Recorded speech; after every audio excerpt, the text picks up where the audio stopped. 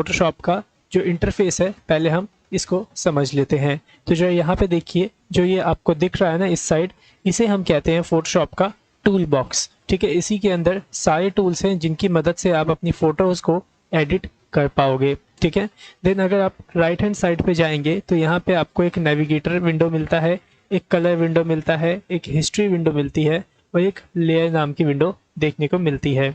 लेकिन मैं अगर आपको बताऊं तो इन चारों विंडो के अंदर से जो आपकी काम की विंडो है वह है ये लेयर वाली विंडो। ठीक है, तो आप इस लेयर वाली विंडो को रखिएगा और जो ये तीन विंडो देखते हैं, नेविगेटर, कलर और हिस्ट्री, इसको अभी फ़िलहाल के लिए आप यहाँ से कट करके क्लोज कर दीजिएगा। और जो ये आपकी लेयर विंडो है, इस विंडो का क्या यूज़ है उसको मैं इस वीडियो के अंदर आपको आगे बताने वाला हूँ। ठीक है, तो चलिए अब शुरू करते हैं फ़ोटोशॉप के इस फर्स्ट ट्यूटोरियल को। तो अगर आपको इसके अंदर फ़ोटो इंसर्ट करनी है तो आप इसमें कैसे इंसर्ट करेंगे जरा उसको समझिए। सिंपली आप यहाँ पे कहीं भी अपने माउस से डबल क्लिक करते हैं तो कुछ इस तरीके से ओपन जो आपका विंडो है वह ओपन हो जाता है। ठीक है, इसमें से आप जो इस फ़ोटो को इंसर्ट करना चाहते हो सिंपली उस फ़ोटो को आपको सेलेक्ट करना है और ओपन के बटन पे क्लिक कर देना है। तो यहाँ पे देखिए जो ये आपकी फ़ोटो है वह यहाँ पे कुछ इस तरीके से ओपन हो जाएगी। अगर नहीं समझ में आया कैसे ओपन हुआ तो फिर से देखिए, मैं इसे क्लोज कर देता हूँ। डबल क्लिक करना है आपको स्क्रीन पे कहीं भी। ठीक है, जैसे ही आप डबल क्लिक करेंगे तो ऐसा ओपन विंडो आपके सामने आ जाएगा। ठीक है, लेकिन अगर आप डबल क्लिक नहीं हो पा रहा है या फिर कुछ प्रॉब्लम आ रही है डबल क्लिक करने में तो सिंपली आप क्या कर सकते हैं, फाइल ऑप्शन में जा सकते हैं और यहाँ पे ओपन आपको एक ऑप्शन मिल जाएगा। सिंपली अगर आप इस पर भी क्लिक करेंगे तो भी ये ओपन विंडो आपको देखने को मिल जाएगा। और इस ओपन की शॉर्टकट की भी है, कंट्रोल के साथ अगर आप ओ बटन दबाएंगे तो भी ये ओपन विंडो यहाँ पे आपको दिखने लग जाएगी। ठीक है, अब आपको जो फ़ोटो चाहिए उस फोटो को क्लिक कीजिए और ओपन पे क्लिक कर लीजिए। तो देखिए जैसे कि मैंने ये फ़ोटो यहाँ पे इंसर्ट कर लिया है या फिर फ़ोटो मैंने यहाँ पे फ़ोटोशॉप में ओपन कर लिया है। ठीक है, अब जो यहाँ पे देखिए ये फ़ोटो तो यहाँ पे ओपन हो गया। अब मैं आपको एक बात बताना चाहता हूँ कि हमारे पास दो तरीके की अभी फ़िलहाल फ़ोटोज़ होती हैं। एक तो ऐसी फ़ोटो होती है जो कि हम कैमरे से कैप्चर करते हैं, जैसे कि ये वाली फ़ोटो हमने कैप्चर करके अपने फ़ोटोशॉप में इंसर्ट की है। और एक दूसरी फ़ोटो एक ऐसी होती है जिसे कि हम लोग खुद से बना पाते हैं। अब वो दूसरी फ़ोटो अगर आप बनाना चाहते हैं तो वो आप कैसे बनाएंगे जरा वो देखिए। सिंपल आपको फाइल ऑप्शन में जाना है और यहाँ पे देख रहे हैं न्यू वाला ऑप्शन, कंट्रोल एन जिसकी शॉर्टकट की है, सिंपली आपको इस पर क्लिक करना है। जैसे ही इस पर आप क्लिक करेंगे तो देखिए यहाँ पे आपसे पूछा जाएगा कि आप अपनी फ़ोटो का नाम क्या रखना चाहते हो। तो मैं यहाँ पे फ़िलहाल अपनी फ़ोटो का नाम डेमो रख देता हूँ।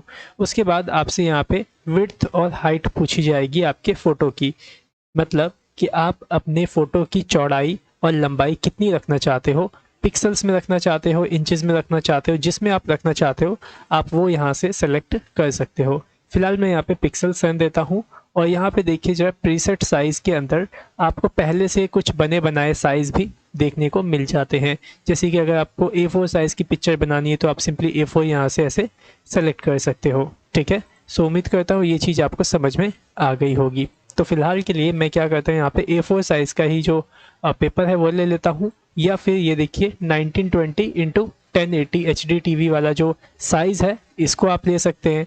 तो यहाँ पे देखिए इसकी विड्थ कितनी हो गई 1920 पिक्सल्स और हाइट हो गई 1080 पिक्सल। ठीक है, उसके बाद यहाँ देखिए आपसे रेजोल्यूशन पूछा जा रहा है। तो यहाँ देखिए बाय डिफ़ॉल्ट रेजोल्यूशन कितना है यहाँ पे 72। अब 72 रेजोल्यूशन होता क्या है जरा वो समझिए। रेजोल्यूशन का मतलब होता है आपका एक क्लैरिटी, कि आप जो फ़ोटो बना रहे हैं उसके अंदर कितनी क्लैरिटी होगी। ठीक है, तो मैं फ़िलहाल यहाँ पे 300 की जो रेजोल्यूशन है वह डाल देता हूँ क्योंकि ये रेजोल्यूशन काफ़ी अच्छी मानी जाती है। ठीक है, देन उसके बाद आपसे पूछा जा रहा है कि जो आप फ़ोटो बनाना जा रहे हो क्या उसका मोड RGB कलर होगा। RGB का मतलब होता है रेड ग्रीन ब्लू, मतलब क्या वो कलरफुल होगा। अगर आपको कलरफुल चाहिए तो आप RGB कलर चूज़ करेंगे, लेकिन अगर आपको ब्लैक एंड वाइट में चाहिए तो आप यहाँ पे ग्रे स्केल सेलेक्ट करेंगे। ठीक है, फिलहाल के लिए मैं यहाँ पे RGB कलर चूज़ कर लेता हूँ। और जो यहाँ पे बाकी के ऑप्शंस आप देख रहे हैं इसको हम आगे की वीडियो में या फिर नेक्स्ट वीडियो के अंदर कवर आउट कर लेंगे। ठीक है, तो फिलहाल आप यहाँ पे RGB कलर को सेलेक्ट रखिए। इसके बाद आपसे पूछा जा रहा है यहाँ पे कंटेंट्स के अंदर कि जो आप इमेज बना रहे हैं उसका कलर कौन सा होगा। तो उसका कलर हमने यहाँ पे वाइट सेलेक्ट कर रखा है। अगर आपको ट्रांसपेरेंट चाहिए, बिना किसी कलर का चाहिए, तो आप यहाँ पे ट्रांसपेरेंट भी सेलेक्ट कर सकते हैं। और अगर बैकग्राउंड कलर में चाहिए तो बैकग्राउंड कलर आप यहाँ पे क्लिक तो करेंगे, लेकिन अभी आपको ये बैकग्राउंड कलर सेलेक्ट करने का ऑप्शन नहीं मिलेगा। ठीक है, तो अभी मैं आपको रिकमेंड करूंगा कि आप यहाँ पे सिंपली वाइट कलर का जो आपका फोटो है उसे अभी यहाँ पे आप सेलेक्ट कर लीजिए। सो चलिए मैं यहाँ पे ओके के बटन पे क्लिक कर देता हूँ। तो यहाँ पे देखिए ये एक फ़ोटो आपके सामने बन के आ गया। सो ये जो फ़ोटो अभी आपके सामने बन के आया है, इस फ़ोटो को अभी हम लोगों ने बनाया है। और जो ये वाली फ़ोटो थी ये पहले से ही बनी बनाई थी, इसे हमने कैमरे से कैप्चर किया हुआ ये फ़ोटो था। ठीक है, तो ये हमने बनाई ये फ़ोटो और ये पहले से बनी हुई फ़ोटो है। ठीक है, अब अगर आप चाहते हैं कि जो ये वाली फ़ोटो है इस फ़ोटो को हम अपनी फ़ोटो के अंदर डाल सकें, तो अब ये कैसे होगा ज़रा उसको समझिए। जब यहाँ देखिए इस टूल बार में आइए और यहाँ देखिए इस टूल्स के अंदर सबसे पहला टूल आपको दिख जाएगा ये वाला, जिसका नाम क्या है, मूव टूल, और इसकी शॉर्टकट की है V। ठीक है, सिंपली इसे क्लिक कीजिएगा और उसके बाद जो ये वाला आपका फ़ोटो है सिंपली इसको ड्रैग एंड ड्रॉप करना है आपको अपनी वाली फ़ोटो में। ठीक है, तो देखिए मैंने इसे यहाँ से पकड़ा और इसे ड्रैग करके लेके आया इसके अंदर और अपने माउस को छोड़ देता हूँ। तो देखिए यहाँ पे क्या हुआ, ये वाली जो फ़ोटो थी वह कहाँ आ गई, आपके वाले फ़ोटो के अंदर, देख रहे हैं यहाँ पे। ठीक है, अब जो यहाँ पे देखिए मैंने अभी आपको बताया था कि लेयर का काम क्या है, मैं आपको बताऊँगा। तो यहाँ पे देखिए जैसे ही मैंने इस वाली फ़ोटो को अपने वाली फ़ोटो में इस तरीके से ड्रैग करके रखा, वैसे ही देखिए यहाँ पे उस फोटो का एक लेयर क्रिएट हो गया। देख रहे हैं यहाँ पे एक लेयर ये रही। ठीक है, जो हमने वाइट कलर लिया था वो बैकग्राउंड ये रहा, और जो हमने अभी ये वाली फ़ोटो डाली है वह कहाँ पे है, ये रही लेयर 1 पे। ठीक है, अगर मेरे को इसे मूव करना है तो इस तरीके से मैं इसे मूव कर सकता हूँ। ठीक है, अपने मूव टूल से ही, लेकिन ये तभी मूव होगा जब आपने यहाँ से ये लेयर सेलेक्ट की होगी। ठीक है, आप चाहें तो यहाँ से इसे हाइड और अनहाइड भी कर सकते हैं, लेकिन अगर आप यहाँ पे बैकग्राउंड को सेलेक्ट करके अगर आप इसे मूव करने की कोशिश करेंगे तो ये मूव नहीं होगा। और मैं आपको एक बात ये भी बता दूं कि जो आपका बैकग्राउंड होता है वह मूव नहीं होता है। इसी वजह से देखिए यहाँ पे लिखा आ रहा है ना, could not complete your request because the layer is locked.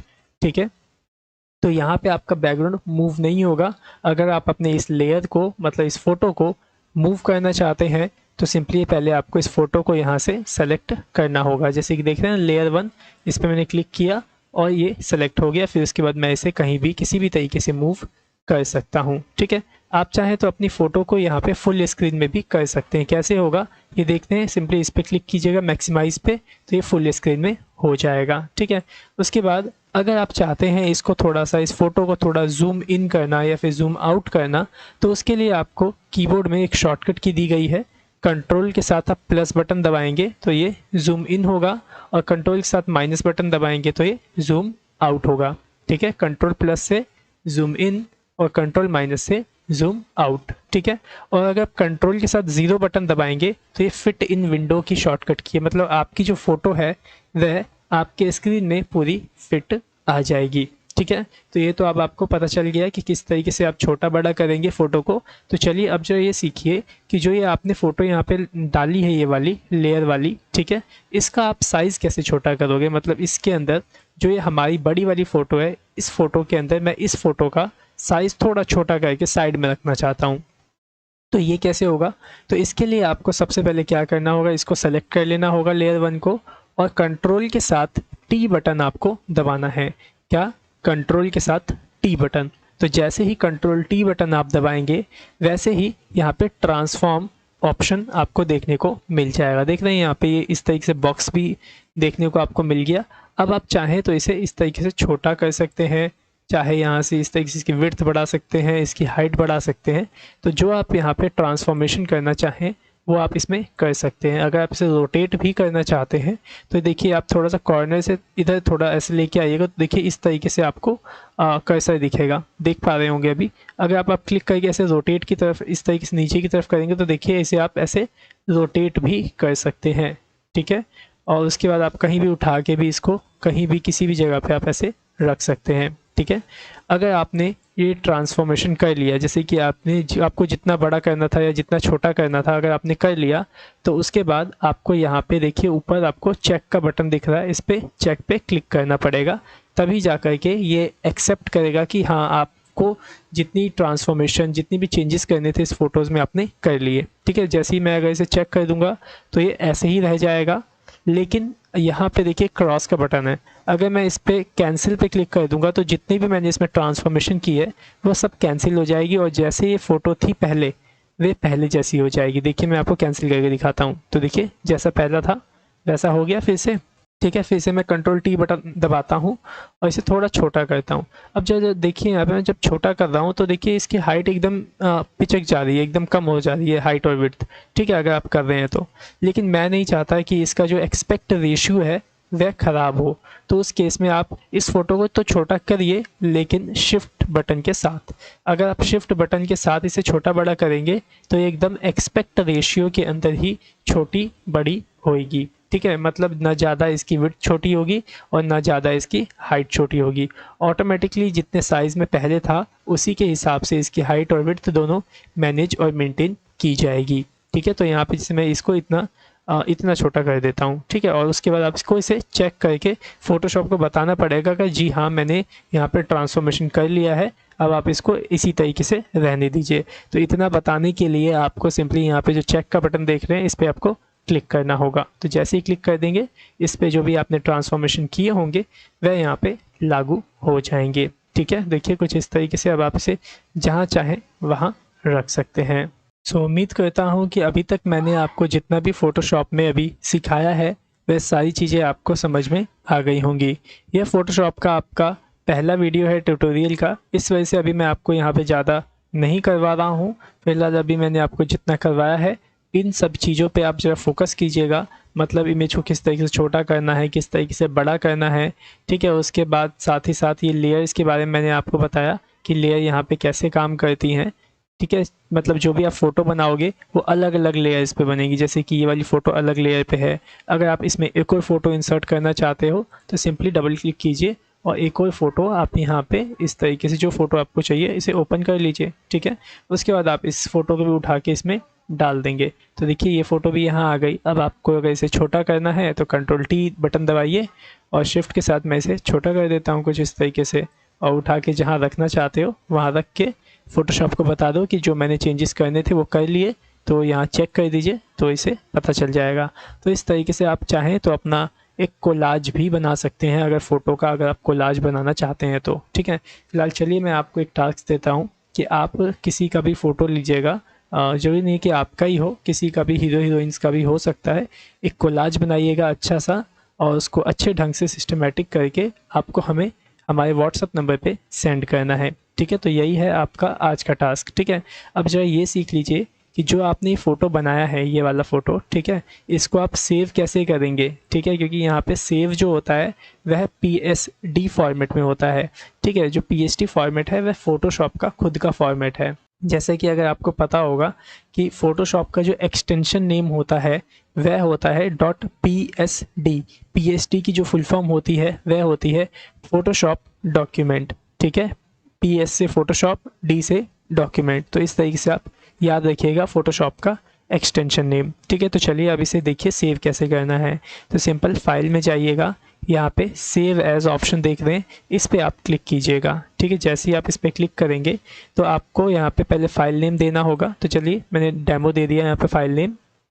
Then उसके बाद देखिए आपसे फॉर्मेट पूछ रहा है यहाँ पे।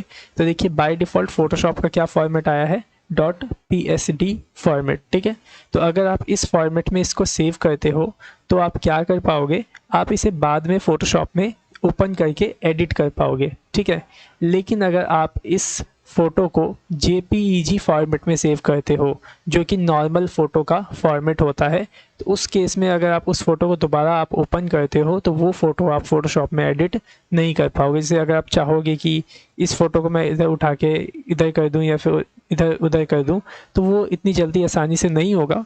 बाकी वो सारी चीज़ें होंगी, अगर आप करना चाहें तो हो सकती हैं, लेकिन उसके लिए आपको और भी टूल्स की ज़रूरत पड़ेगी। ठीक है, लेकिन अभी यहाँ पे अगर इस तरीके से ओपन हो रखी है ये फ़ोटो, तो अभी आप सिंपली इसे उठा के इधर कर सकते हो, क्योंकि यहाँ पे देखिए सारी लेयर्स अलग अलग हैं। लेकिन उस केस में क्या होगा JPEG फॉर्मेट में कि ये सब एक बन जाएगा, बैकग्राउंड बन जाएगा सब कुछ। ठीक है ना, तो यहाँ पे अभी आप क्या करिएगा, यहाँ पे JPEG में ही सेव कर लीजिएगा, क्योंकि आपको मेरे को व्हाट्सएप पे सेंड जो करना है।